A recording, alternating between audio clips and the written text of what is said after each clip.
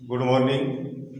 रामदास शिक्षण संस्थान online classes में कक्षा 8 हिंदी मीडियम के छात्रों का स्वागत है। आज अपन कल वाला टॉपिक शुरू करते हैं। दोबारा बता देता हूँ एक बार कि कल मैंने आपको प्रश्न लिखाया था कि ब्रिटिश से भारत के इतिहास को जानने के प्रमुख स्रोत कौन कौन से हैं। तो मैंने कल आपको 3 पॉइंट लिखवाए थे, जिनमें पहला पॉइंट था सरकारी रिकॉर्ड। पहला पॉइंट था सरकारी रिकॉर्ड। सरकारी रिकॉर्ड में नहीं, अंग्रेज जो भी भारत के अंदर अपनी नीतियां, अपनी कार्य पद्धतियां, अपनी योजनाएं जो भी बनाते थे वो सरकारी कागजों में, दस्तावेजों में वो लिखते थे और लिख करके उनको उन्होंने संभाल कर रखा है, सुरक्षित रखा है। जो आज अपन उस काल के इतिहास को जब जानते हैं तो वो सरकारी रिकॉर्ड अपने लिए महत्वपूर्ण हो जाते हैं, क्योंकि उन रिकॉर्डों से ही हम ये पता लगा सकते हैं कि अंग्रेज किस तरह से भारतीय लोगों पर शासन करते थे, किस तरह की अंग्रेजों की नीतियां थी जो भारत में लागू थी। ये तो पहला था सरकारी रिकॉर्ड जो मैंने कल आपको लिखाया। दूसरा है संग्रहालय। संग्रहालय यानी कुछ ऐसे भवन बना रखे थे जगह जगह, जहां भी सरकारी कार्यालय होता था, चाहे कोई कचहरी हो या कोई तहसील हो या अन्य जो भी बड़े विभाग होते थे, उनके वहां पर एक अलग से कक्ष होता था जिसमें वो अपने विभाग से संबंधित सारे रिकॉर्ड, सारे दस्तावेज उस संग्रहालय में रख देते थे। जैसे दिल्ली में ब्रिटिश सरकार का मुख्यालय था, राजधानी दिल्ली बनने के बाद, तो वहां देश के लिए जो भी नीतियां, जो भी कानून लागू होते थे वो वहां दिल्ली के संग्रहालय में वो उनको संभाल करे रख देते थे। और उन संग्रहालयों से प्राप्त ये दस्तावेज ब्रिटिश काल के इतिहास को जानने के प्रमुख स्रोत हैं। भाई जैसे आज अपन क्या काम करते हैं वो सारी चीजें अपन लिख करके अपने कमरे में, कक्ष में छोड़ जाते हैं, तो आगे आने वाली पीढ़ियां उस कक्ष से वो किताबें निकाल करके और अपन किस तरह से रहते थे, क्या काम करते थे, हैं किस तरह की अपनी दिनचर्या थी, ये सारी चीजें वो जान सकते हैं। तो वैसी ही चीजें इन संग्रहालयों से आज हमें प्राप्त हुई हैं। तीसरा है पत्राचार। पत्राचार या विभागीय पत्र। विभागीय पत्र यानी एक विभाग दूसरे विभाग को कोई भी कागज लिख करके सूचना भेजता था, क्योंकि पहले सूचना के यही साधन थे। आजकल तो मोबाइल है, इंटरनेट है, बहुत सारे साधन हो गए हैं। पहले पत्र ही समाचार का मुख्य साधन था। तो पत्रों के द्वारा जो सरकारी अधिकारी होते थे वो अपने कार्यालयों के जो भी संदेश थे दूसरे कार्यालयों तक पत्रों के द्वारा पहुंचाते थे। उन पत्रों को संभाल करके सुरक्षित रखा गया है। दूसरा, कोई भी अधिकारी, विभाग का कर्मचारी अगर पत्र लिखने में जल्दबाजी करता, सुंदर लेख नहीं लिखता, तो ये जो अंग्रेजों के कुछ व्यक्ति नियुक्त कर रखे थे उन्होंने, जो उन पत्रों को दोबारा से अच्छी राइटिंग में, अच्छे लेख में लिखते थे, जिन्हें सुलेखन बीज कहा गया है। क्या कहा गया है? सुलेखन बीज या खुशनवीस। खुशनवीसी यानी सुंदर लिखने वाले को क्या कहते हैं? सुलेखनवीस या खुशनवीसी कहा जाता है। तो ये भी रखते थे जो उन पत्रों को सुंदर राइटिंग में दोबारा से लिखने का प्रयास करते थे, लिखते थे और उनको संभाल करके छोड़ते थे। तो ये तो मैंने आपको कल बताया था। आज जो चौथा पॉइंट है, ये तो 3 पॉइंट हो गए। चौथा पॉइंट है सर्वेक्षण।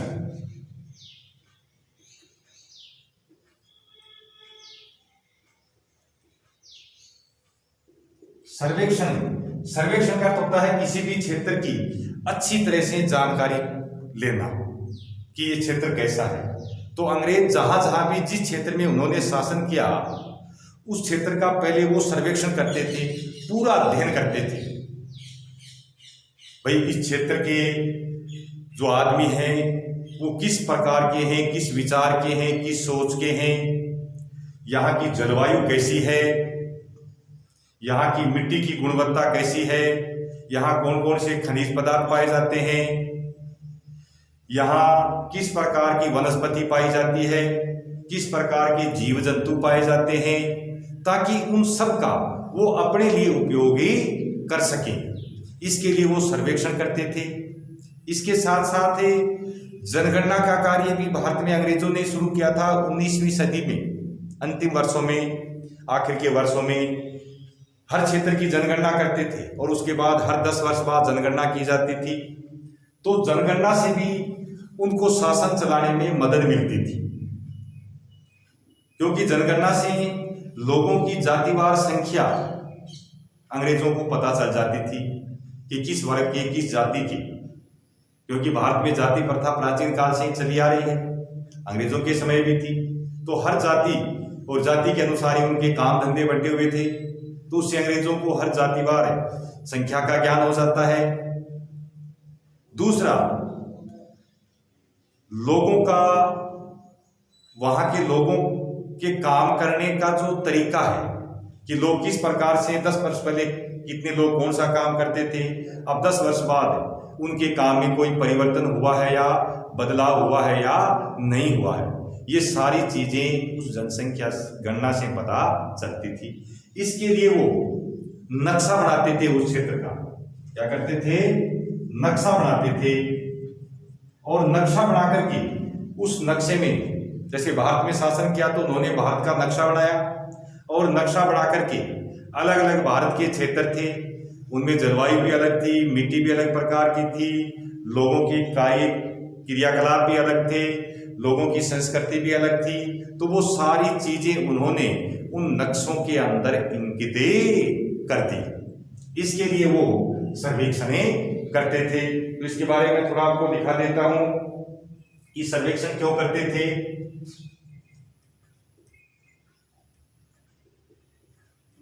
अंग्रेजों का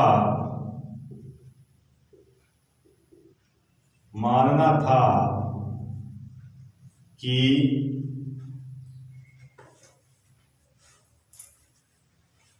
किसी भी देश पर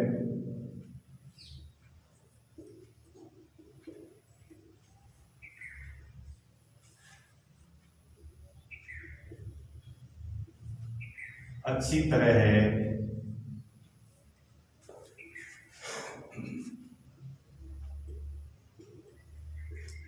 शासन चलाने के लिए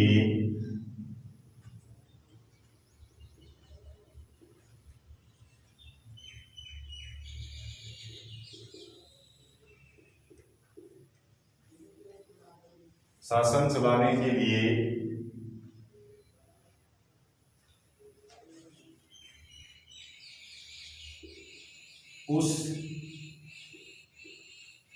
क्षेत्र की सही जानकारी होना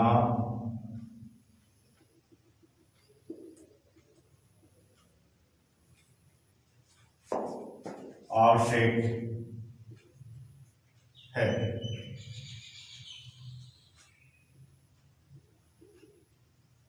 इसके लिए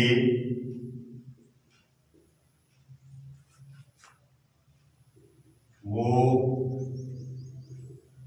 उस क्षेत्र का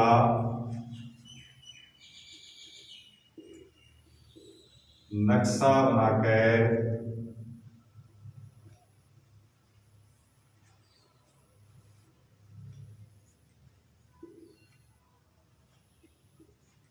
उसमें सारी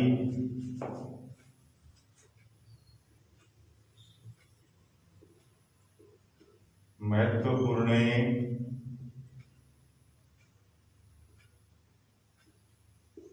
जानकारियां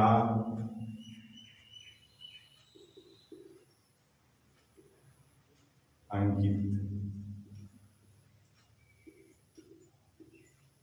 कर देते थे, जैसे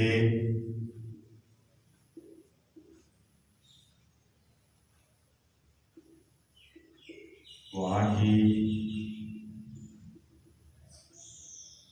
जलवायु,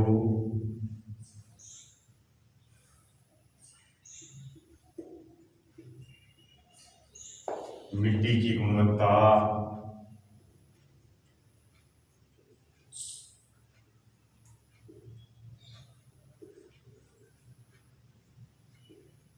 फसलें,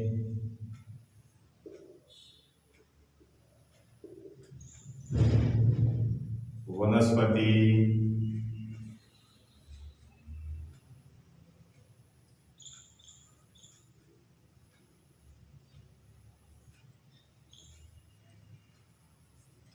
खनिज पदार्थ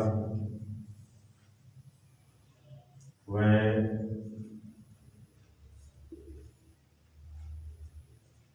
जीव जंतु आदि।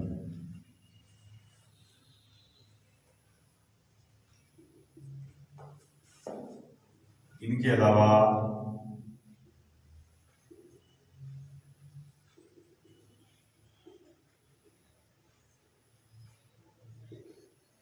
उस क्षेत्र की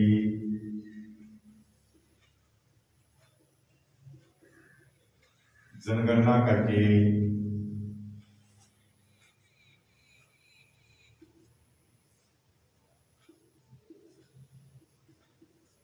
लोगों की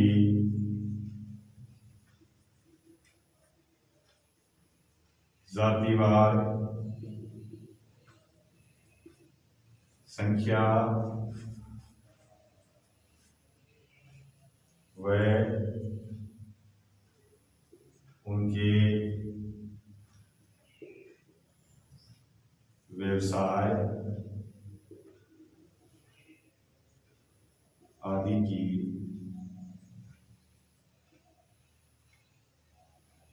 जानकारियां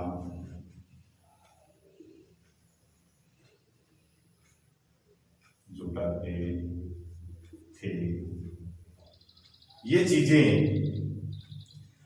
उस काल के इतिहास को जानने के लिए महत्वपूर्ण है। यानी ये सारी चीजें आज हमें ब्रिटिश काल का इतिहास जानने में मदद करती हैं। अब इसके अलावा इतिहास जानने के अन्य भी कई स्रोत हैं। तो अन्य स्रोतों में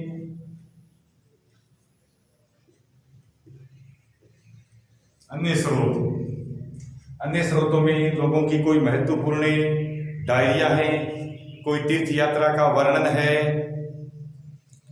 या कोई खुद पर लिखी हुई अपनी संस्मरण या आत्मकथा है, या कोई बाजार में बिकने वाली महत्वपूर्ण पुस्तकें हैं, वो भी उस समय के इतिहास को जानने के लिए महत्वपूर्ण हैं। तो देखो, अन्य स्रोतों में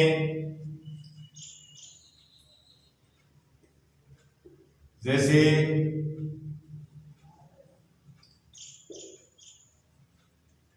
लोगों द्वारा की गई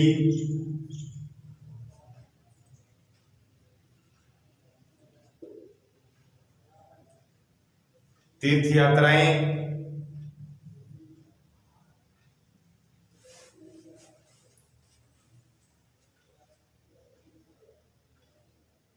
खुद के द्वारा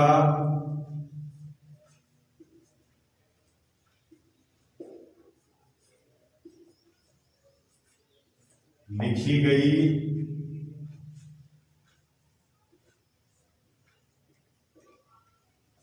अपनी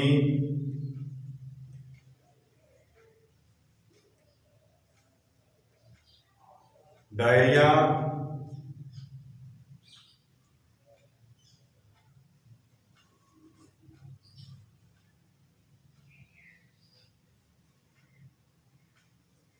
वह बाजार में बिकने वाली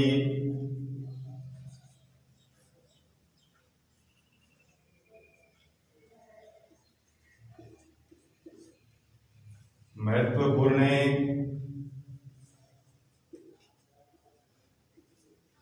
पुस्तकें